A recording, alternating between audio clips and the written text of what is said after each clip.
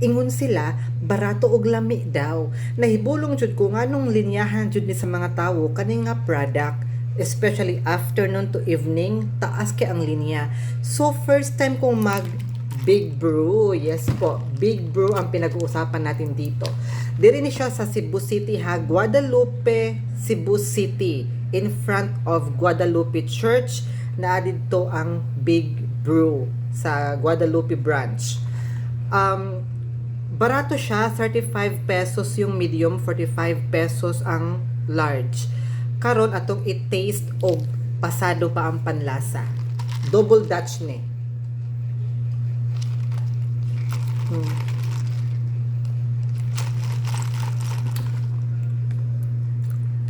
Lami jud siya, lami. Lami jud ang Big Brew di ay. Ang iyahang taste, guys, dili pang 45 or 35, pang mahal.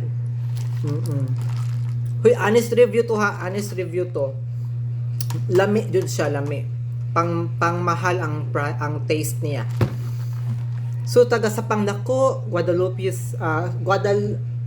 Cebu City o sa Pangdako Cebu City, ayaw mo pa iwit. Lami jud siya. Di mo magmahay. Bye-bye.